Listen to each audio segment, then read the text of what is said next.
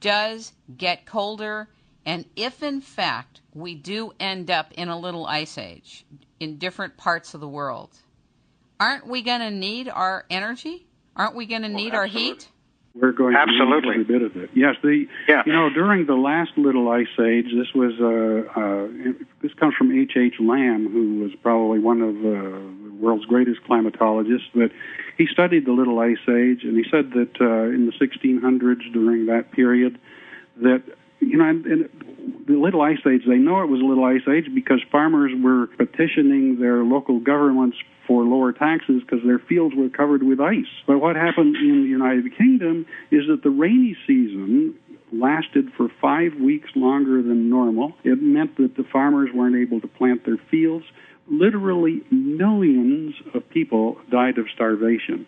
I think that the global cooling is so much worse than any idea of global warming. Yeah, a couple of things with that, Kim. I had the privilege of visiting with Hubert Lamb at East Anglia on a few occasions while I was doing my doctoral thesis.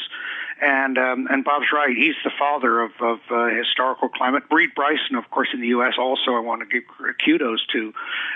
But just to emphasize Bob's point, you don't understand history if you don't understand climate change. I mean, you don't understand the fur trade and the demand for furs unless you understand how cold it was. For example, in 1683, there were 3 feet of ice on the Thames River in London, England.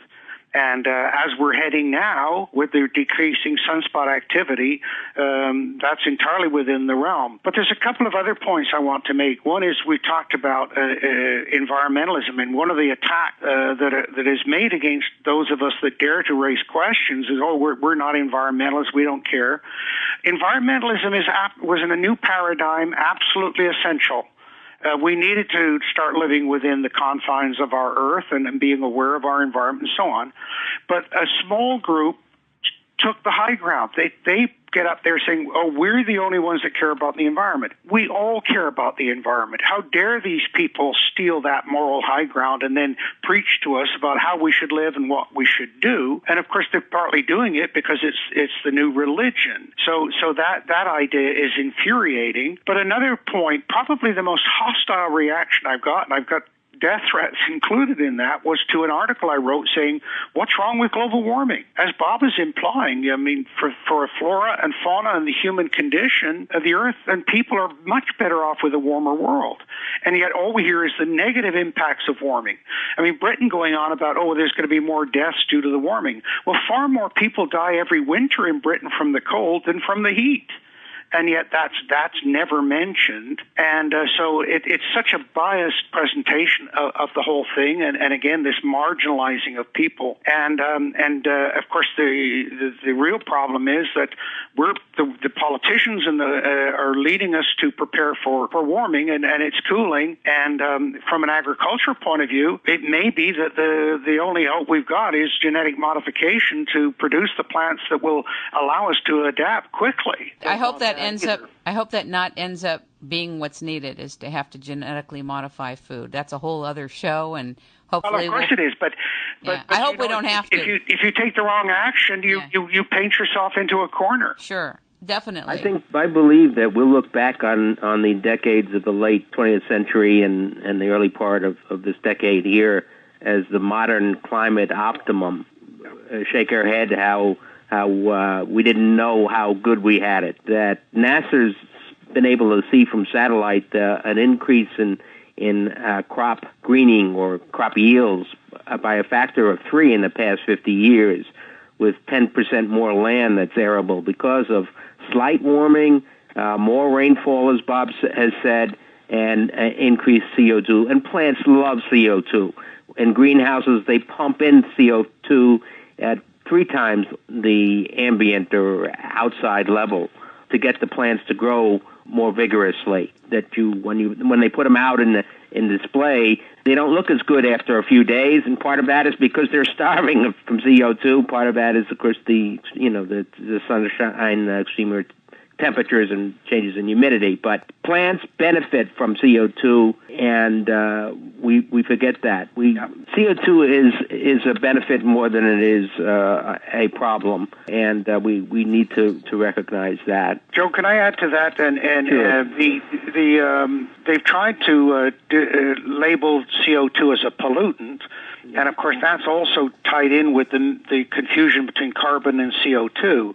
As we've already talked about, CO2 is essential to plant life. Recently, the EPA listed it as CO2 as a toxic substance, or said they were planning to. And, of course, under American law, you have a chance to write and argue against that proposal. I don't think it is falling on deaf ears. But one of the things that I proposed was that we get power of attorney for the plants, so that if they want to reduce CO2 in the atmosphere, we should vote on behalf of the plants. And as Joe is indicating, at 385 parts per million, which is the current level, the plants are essentially malnourished. Sherwood Itso, who has also been fighting this battle for a very long time, and I've known Sherwood for 30 years, and his son Craig, they've done research showing how much better plants grow at up to 1,000 to 1,200 parts per million. In other words, as Joe said, 3 to 4 times. Commercial greenhouses, as Joe implied, are doing that. And one of the things is when you look back at the geologic record, you see that at 385 parts per million, contrary to what Gore is saying, that is the lowest readings in 600 million years. Wow. Look at the last... Right, and if you look at the last 300 million years, the average is 1,000 to 1,200 parts per million. And what it appears to indicate is that the plants, which mostly evolved during that period of time, that is the level that they prefer. And that's what's showing up with the commercial use of the CO2 and in the work by Sherwood Itso and so on. And by the way, if the level goes down, then 250 parts per million, the plants start to die. And of course, you start reducing the amount of oxygen in the atmosphere. And without that oxygen, there's no life on Earth. And I sometimes wonder if that isn't the ultimate goal of some of the extreme environmentalists, that if we could just get rid of the people on the planet, it would be a great place to live. Let me ask either Joe or Is this Bob? Is this Bob from IceAgeNow.com speaking? Okay, great. I have a question, Joe or Tim. But Joe, you said that they pump the CO2 into the greenhouses, and I wonder, do people still work in those greenhouses, and are they surviving that 1,000 parts per million very well? Very well. And as Tim has mentioned, the work of Craig Idso has shown that with a tripling of the CO2, one experiment in South America, they got 40% increase in biomass for their sugarcane in a field with 3 times the CO2. Now, in submarines where the air is trapped, CO2 levels reach 6,000 parts per million. It is still not harmful at that or toxic at that level. In most auditoriums where people listen to lectures about global warming and how bad CO2 is, it's not uncommon to have CO2 levels increase to 3 times the level of the air outside. So I would just support that, Joe. And in fact, in mines, the level that's considered the point at which you shouldn't stay longer than 15 minutes is 5,000 parts per million. So we've got that in the health and safety standards.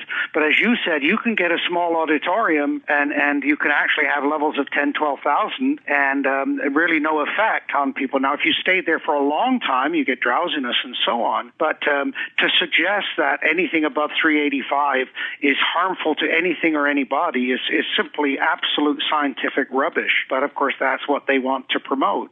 Okay, we've gone through just about every element, almost every element, that's part of the wheel of this subject, meaning climate and weather. My question now is, what's next if, in fact, Bob Felix is correct and a little ice age is on the way? Well, first of all, I want to say something.